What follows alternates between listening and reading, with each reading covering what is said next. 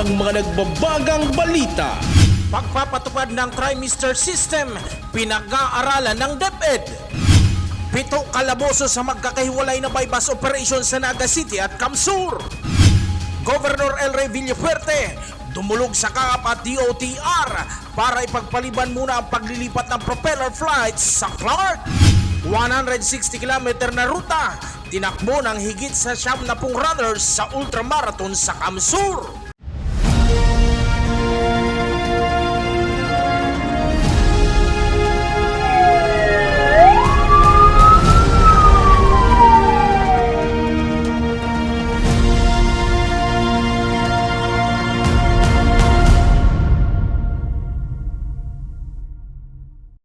Magandang gabi. Narito ang mga maiinit na balita sa Camarines Sur.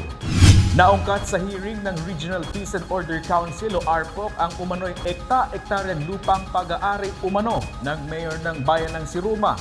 Nadiskubre ng DNR na timberland ang naturang lupain. Narito ang ulat. Dahil sa isinagawang notice of meeting nitong Biyernes, Pebrero 13 ng Regional Peace and Order Council o RPOC na pinangunahan ni Governor El Rey Villafuerte, lumutang ang usapin patungkol sa mga lupain sa Siruma na wala umanong titulo at itinuturing na timberland areas. Partikular umano ang mga lupang pag-aari ng mayor ng Siruma na si Karen Pulinga. Ayon sa Department of Environment and Natural Resources o DENR, kinukonsidera umanong timberland area o walang titulo ang ekta-ektaryang lupain na binabakuran na umano ng alkalde. Ito pong point coordinates na PIG plus dyan Subago, PIG pa plus mi po duman sa muyang kaibahan na GIS expert na may daraman kami dyan pasiguro na software. Yan pong coordinates na PIG-SEN nasa loob ng timberland. So dahil may po aram kung anong yaon dyan, basta iyan lang po manunungod sa coordinates na PIG-PLATMI within timberland area po. Gusto ko lang po ipakita tapos may bakod po. Pakita nga yung bakod. Siguro sagutin ni Mayor to. First, kung meron siyang fencing permit na hinahanap niya sa amin. Secondly, kiniklaim po niya yan, timberland. Kinumpirma naman ng ilang municipal councilors ng Siruma at pamunuan ng DENR na mahigit 3,000 na pamilya sa lugar ay nakatira sa timberland o mineral reservation area. Kaya't abiso ni Governor El Rey Villafuerte ang kahalagahan ng batas na maaaring magamit upang ma-reclassify ang mga timberland areas bilang alienable at disposable at maibigay sa mga taong umuukupa ng lupain katulad ng paghain ng Bicol Saro party list sa Kongreso. Nag-file na po sa Kongreso si Congressman Terry Ridon para ma-reclassify na yan at mabigay na yan sa mga taong 3,000. Samantala, bukas pa rin ang provincial government ng Camarines Sur kung sakaling paunlakan ng tuloy-tuloy na pagpapaganda at sa ikaka-asenso ng bayan ng Siruma. Handa rin umano ang gobernador na umabot hanggang sa Kongreso ang isyu sa bayan na walang bahid ng anumang pamumulitika ng sinumang politiko. Asahan po nyo, tuloy-tuloy po tayo at kahit na ganito po ang ginagawa nila, pag-uulang, pangharang, tuloy po tayo. Magandang lugar ng Siruma. So, asahan po nyo yan, hindi tayo magpapatinag sa mga batikos akusasyon dahil nasa tama po tayo. Jem Garcia, CSN. Muling dumulog si Camarines Sur Governor El Rey Villafuerte sa Department of Transportation at KAP para ipagpaliban muna ang nakabinbing paglilipat ng turboprop flights mula Naga Naiya patungong Clark. Narito ang ulat. Simula sa March 29, inilipat na sa Clark International Airport sa Pampanga mula Naiya ang direct flights ng turbopropeller flight ng Cebu Pacific. Ayon sa KAP, bahagi ito ng pagdecongest o pagbawas ng traffic sa Ninoy Aquino International Airport o Naiya. Ayon sa Naga Airport, posibleng maging pinalna ang schedule na ito lalo't matagal na taon nang nakabinbin ang paglilipat ng mga turboprop flights. Actually, ang directives pong iyan is 2019 pa siya. So nagkaigwa lang ng mga reconsideration sa part kang ibang airlines na makonsider pa mangira-rise na makakuha ng slot sa Naiya. According po, kan nag-meeting kami with the top management kang Cebu Pacific, magiging permanent schedule na talaga siya. Noong nakaraang taon nang iapila ni Noy Governor Luigi Villafuerte ang paglilipat ng turbo propeller flights mula na iya patungong Clark dahil sa posibleng maging epekto nito sa iba't ibang sektor sa probinsya. Muling dumulog si ngayon Governor El Rey Villafuerte sa kaapat DOTR na ipagpaliban muna ang paglilipat ng propeller flights at ipalipasin muna ang papalapit na summer season. Well, sumulat po tayo sa CAAP, sa DOTR na kung pwedeng palipasin muna yung summer. Kasi sinabi ko, palipasin ng Pasko, pinalipas nila. Salamat naman.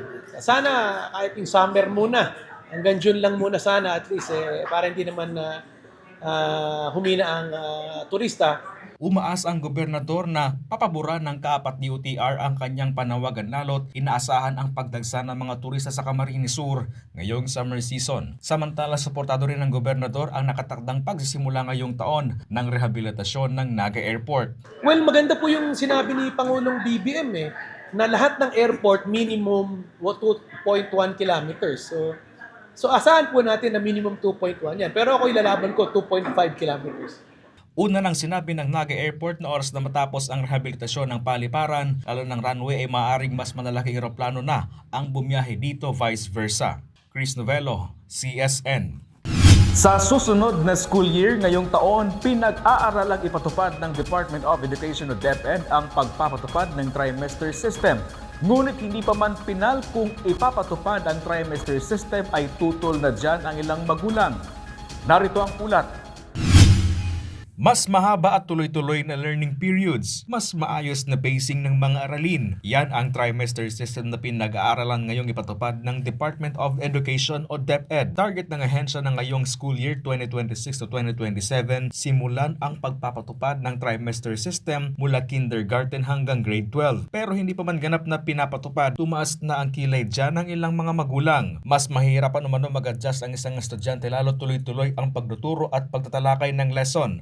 Tulad na lamang ni Crisel na may isang anak sa elementarya. Para sa kanya, mas mahirapan daw ang kanyang anak na mag-gather at maalala lahat ng mga lesson kung matagal at umaabot ng 3 buwan kada trimester. Parang disagree ma'am kasi sa bata ngayon parang mahirap lalo na nasa elementary pa lang sila, ganun. Parang mas parang mas mabigat para sa kanila na mas mapapahaba yung parang 3.5 months yung pag-aaral nila sa isang grading period. Tapos pagdating ng exam, parang ang haba ma'am ng hindi kaya mahirap na i-memorize, balikan yung mga lessons. Masusure ba natin kung kaya pa bang i-covered kang utak ng bata yung pinag-aralan na lesson? Ayon kay Principal Sulpicio Alferez III, hindi naman daw babaguhin ang curriculum at competency ng lesson. Magkakaroon lang umano ng mas mahabang bilang sa school days para sa mga bata. Medyo hahaba yung number of sessions sa mga bata. Bakit? Take note na ang 2 months baga ay bakasyon. So, pag tinignan mo, 10 months lang talaga ang pagklase. From June to March, more or less 10 months because April and May, bakasyon siya. Tapos, 4 quarters yun. So, may ibig sabihin, yung 10 months mo ay pinag-divide mo ng 4 na bahagi. So, more or less, ang 1 quarter mo ay, sabihin natin, baka 2 months. 2 months or more than 2 months. Pag pinag-trisem mo, ibig sabihin, hindi na 4, kundi 3 lang. So, yung contact period or contact time with students, medyo lalaki yon. Samantala, ayon sa DepEd Bicol, wala pa silang natatanggap na guidelines ukol sa plano ng ahensya na pagpapatupad ng trimester system. Chris Novello, CSN. 7 katao ang kalaboso at isang drug den ang sinalakay ng mga otoridad sa magkakahiwalay na anti-illegal drug operations sa Camarines Sur nitong weekend. Si John Amador sa detalye. Sinalakay nitong Linggo, February 15 ang pinaniniwalaang drug den sa Zone 3, Barangay San Roque, Camaligan, Camarines Sur. Nadakip ang target na si alias Mel, ang itinuturong drug den maintainer umano, kasama sina alias Anjo at Rene, at isa pang target na nagngangalang June. Nasamsam sa mga sospek ang mga paraphernalia at hinihinalang shabu na may halagang aabot sa 117,000 pesos. Ito po is nag-originate doon sa report ng mga concerned citizen sa Barangay San Roque na kung saan pinapabot nila sa ating kaalaman yung talamak naman na pagkalat ng illegal na droga doon sa barangay na yon. particularly yun dun sa parting Sabungan. Kung kaya't ang ating mga operatiba is nagsagawa ng series casing of surveillance and sa makatuwid po, nakapag-test by tayo dun sa mga subject natin kung saan po is nakapag-dismantle tayo ng drug den at nakapag-arrest tayo ng 3 tao doon at doon naman sa kabilang operation ng Kabaligan MPS katulong yung other law enforcement agencies is nakapag-arrest rin ng isang personalidad. Nakapag-kumpiska tayo ng humigit kumulang 17 grams of shabu dun sa dalawang anti-drug operation na sinagawa natin at ito'y nagkakalaga ng 116,280 pesos. Ayon sa mga otoridad, sa kasagsagan ng pagdadagsa ng mga nanonood ng sabong ay dumarami rin ang pumapasyal sa naturang drug den. Samantala, arestado din ng Naga City Police ang 3 katao sa mismong Valentines, 2 magkahiwalay na bypass operation. Sa Balatas, Naga City, naaresto si alias Igme sa Zone 5 Looban 1. Nakuha sa kanya ang 6 na piraso ng hinihinalang shabu. Sa Concepcion Pequeña, naaresto ang 2 suspect na sina Marcy at Jose na nakuha na ng aabot sa 20,000 pesos na halaga ng shabu. Ang pag-iba tadigdiyo iyo ang pag mandatory witness sa tuyang mga sa kapulisan, pagsuportata sa kapulisan, tangani siguro mabawasan manigdiyo sa tuya ang yan nagagaramit ng pinagbabawal na droga. Ang mga kahubinan taday na ma-involve digdi. Iyan ang saro talaga sa doon ko, kaya sa ko suportado ko ang PNP, tangani mas mabawasan ng mga naggagamit digdi sa tuya ng pinagbabawal na drugs. Mas paumanong papalakasin ang mga operasyon laban sa droga. Yan po ang ginagawa natin ngayon na pag magkakandak tayo ng anti-drug operation, talagang magkakasama lahat ng law enforcement unit dito sa probinsya ng Camarines Sur at papalawakin pa natin yan sa mga darating na anti-drug operation. Isasama natin lahat ng tropa na nandito sa Camsur para po matulungan tayo na kung hindi man masawata yung problema ng illegal na droga sa ating probinsya is at least makapagbawas tayo ng medyo may impact din sa community. Jan Amador, CSN. Mas pinaigting pa ng Public Safety Office ng Naga City ang pag-wheel clamp at paniniket sa mga pasaway na motorista, lalo na yung mga illegally parked na mga sasakyan. Kaugnay niyan ay pinag-aaral na rin ng Public Safety Office ang pagpapatupad ng No Contact Apprehension Policy. Nagbabalik si John Amador. Patuloy ang isinasagawang road clearing at enforcement operation ng mga otoridad sa mga pangunahing lansangan sa lungsod. Isa sa mga tinututukan ngayon ng Public Safety Office ang school belt ng Peña Francia Avenue. Igwa po bagang binilog ang syudad na itong Naga City Urban Transportation and Mobility Council. So ini pong council na ini, iyo si Mayor Menting nag-lead kadtong ininot na itong ginibutang Transportation Summit. So after po kayo so instruction na tinao, magpuuna sa mga pilot areas. Dahil na maghalat na buong syudad, buong implementation, kundi inanas at piling mga liga.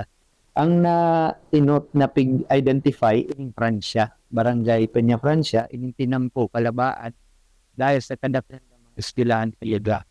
Alagad bang nagpupuuna kaming magpreparar, nag-revise instruction as in pinabali na po ining libuton sa magsaysay. So DPWH nagpadara na ng surat sa syudad na may mga purul ka mga area.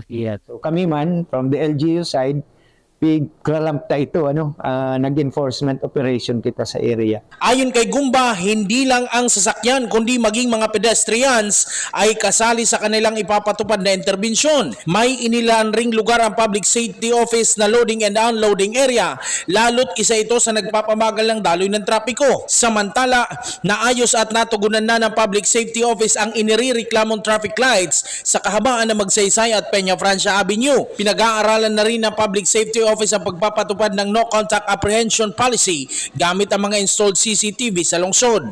May reklamo pa kita abot ng Biyernes. And then nag-recalibrate iyan finally ng Sabado, Domingo.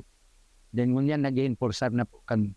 So hopefully ma-minimize na itong reklamo sa mga tungkol sa tambay ang pedestrian, hakasugo, iba pang mga configurations. Naayos na po ito na weekend and ngunyan nasa enforcement na kami. So pag nag-agi ka dyan, sumunod ka. At kung dahil, sa iba ka nilang mag-agi. Otherwise, baka may issue ang kaning citation Kung nakarent po ang traffic light, dahil na magpirit na mag-abante. Kaya kung madakop ka, maging kausakan ng disgrasya.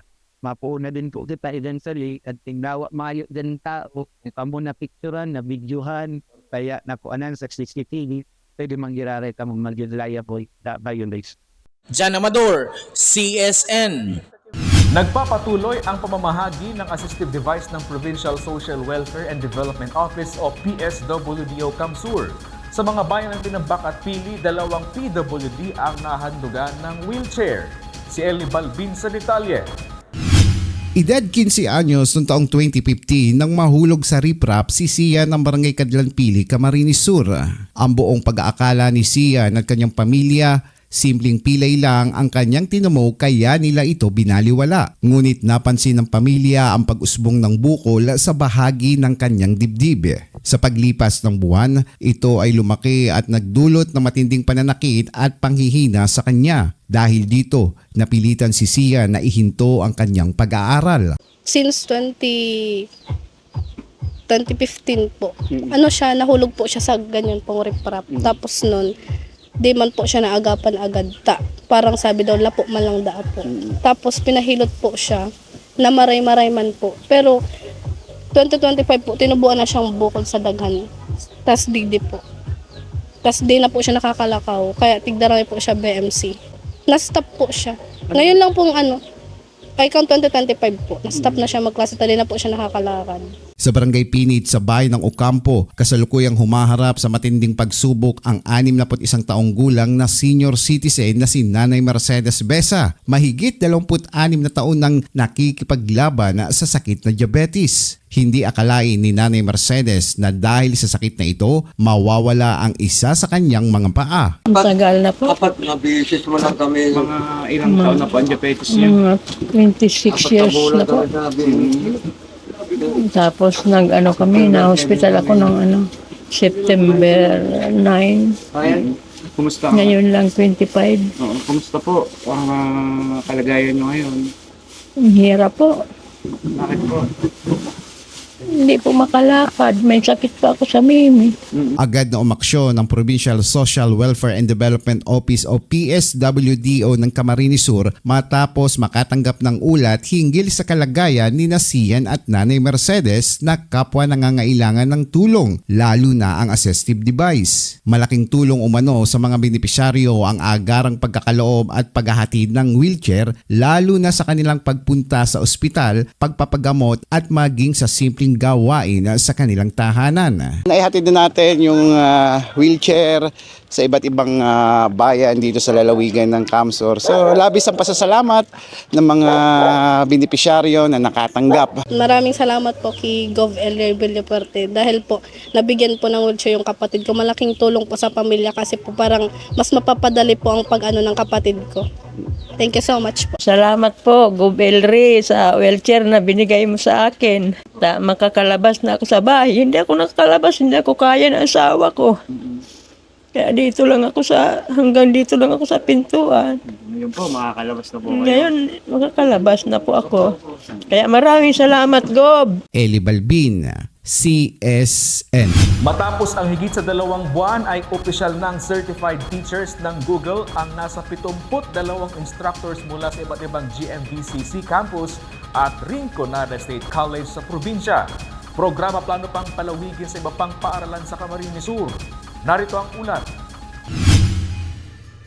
Dating may limitadong kaalaman lamang tungkol sa mga digital tools ng Google, sila Teacher Edward at Teacher Katrina, kapwa instructor sa Rinconada State College o dating Baag Community College. Noon, wala pa silang sapat na idea kung paano gagamitin ang iba't ibang aplikasyon na tulad ng online collaboration tools at learning platforms sa kanilang pagtuturo. Nung una, yung di pa ako nakakapag-take sa Google, sa Academy, maliit lang yung kalaman ko dati. Before, wala pa akong idea nung ibang mga Google tools, pero may idea na ako kasi I was a product of the pandemic. Sa inisyatibo ng provincial government ng Kamsur, sa pamumuno ni Governor Elray Villafuerte, nakapagtulungan ang probinsya sa tech giant na Google para sa certification program para sa mga guro sa buong lalawigan. nitong Disyembre ng nakaraang taon nang isinagawa ang 2-day training seminar hanggang sa examination na layon mas mapabuti at mapaunlad ang kalidad na pagtuturo sa pamamagitan ng makabagong teknolohiya at digital na pamamaraan gamit ang Google Tools. Isa lamang sila Edward at Katrina sa 72 instructor mula sa Governor Mariano Villafuerte Community College sa probinsya kasama ang Rinconada States College sa mga matagumpay na nakapasa sa Google Certified Educator Certification Level 1 and 2. Ang mga bagong sertipikadong guro ay mula sa mga campus ng GMBCC sa bayan ng Libmanan, Tinambak, Siruma at Garchitorena. Malaking tulong para sa mga guro ang ganitong programa upang mas maging makabago at masigla ang paraan ng pagtuturo. Mas magiging interesado at aktibo ang mga mag-aaral sa klase. Nakatulong siya lalo sa amin, nakatulong sa amin. And then ano namin yung oras. And then yung sa mga estudyante na din siya. Nakakatulong din. Napakaganda yung impact namin na natutunan namin yung mga iba't ibang way ng pagdating sa Google. Tulad po naman? Katulad nung sa Google Calendar, Google Gmail at saka yung sa Classroom na mas malalim pa po yung pwedeng matutunan namin. It's definitely a huge benefit for us, especially to me kasi BCC offers a blended learning. So, kami mga teachers usually ay nasa online classes kami and yung training na yon nakatulong siya para for us to learn more sa paggamit nun kasi mas nakakapana namin, mas namamaximize na namin yung paggamit ng ganito. Hindi na kami masyadong kailangan mag-search kung paano to gamitan or magpaturo sa ibang tao on how to utilize the specific Google tool. Malaking bagay ang kanilang pagsisikap at dedikasyon sa buong kurso. Ang pagtatapos nila sa Google Academy ay patunay na kaya nilang makipagsabayan sa mabilis na pagbabago ng teknolohiya. Ayon kay Governor El Rey Villafuerte, bahagi ito ng pagpapaigting pa ng sektor sa edukasyon sa probinsya gamit ang makabagong teknolohiya. Plano rin palawakin pa sa iba't ibang province-run school sa probinsya ang naturang programa. Sa ilalim ng Google Teacher Certification, isa itong professional credential na ang isang guro ay may kakayahan sa paggamit ng innovative Google technologies na magagamit niya sa kanyang content knowledge and pedagogy. Ang tagumpay na ito ay malinaw na patunay na pagsisikap na palakasin ang edukasyon sa Camarines Sur. Ipinapakita nito ang malakas na epekto ng Digital Education Program at sumusuporta sa layuning makabuo ng isang mas matalinong CamSur kung saan patuloy na itinataas ang antas ng pagtuturo. Eli Balbin, CSN.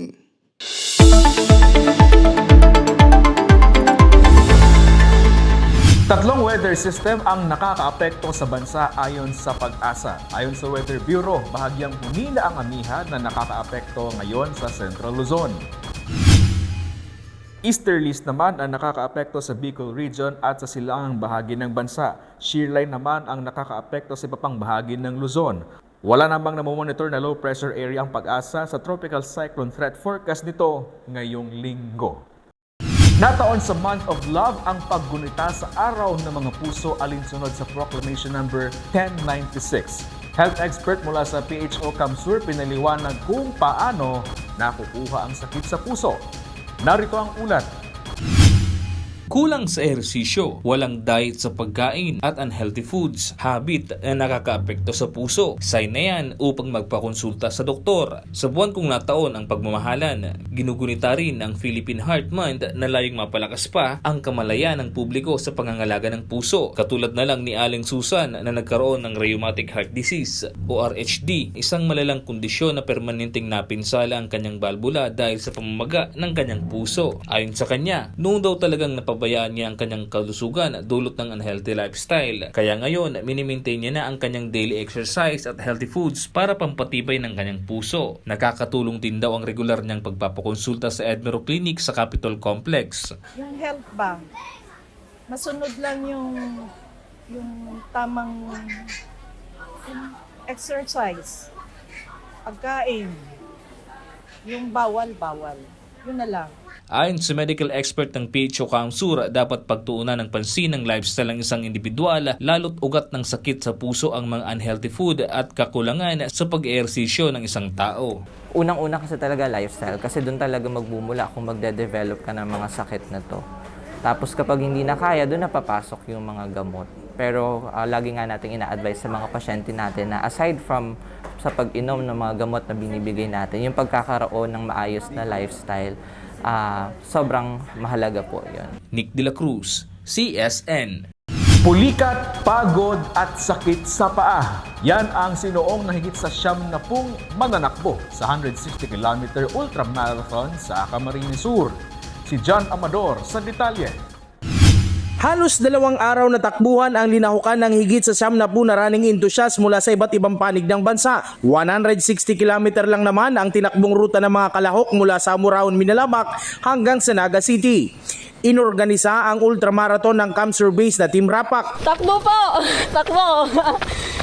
Flower, nalalanta yun eh. Takbo, lalakas tayo.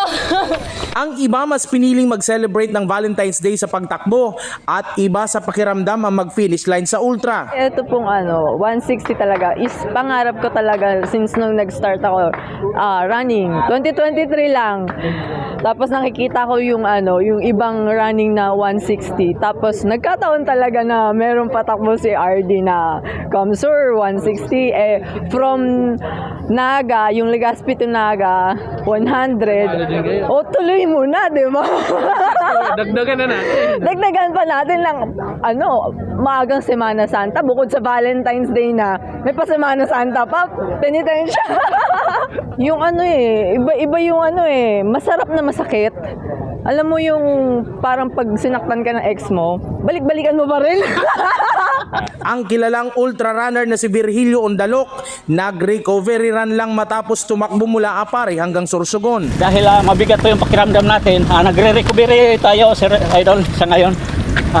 Sana makatapos man lang dahil mabigat talaga, mahirap ihakbang. At ito parang nag-umpisa pa lang ako ng pagpa-practice ng pagtakbo. Simula 28 ng January to date, nag-relax ako, panay kain ng parang nawala ako ng disiplina. Kaya yun, umpisa na naman tayo ulit dito. Sana makatapos ng awang Panginoon. Ayon kay Race Director Elias Rodriguez, marami sa mga sumasali sa naturang palakasan ay self-fulfillment at thrill ang hinahanap. Ito yung second edition ng Kamsur 100 miles na nilahukan ng 78 na runners galing.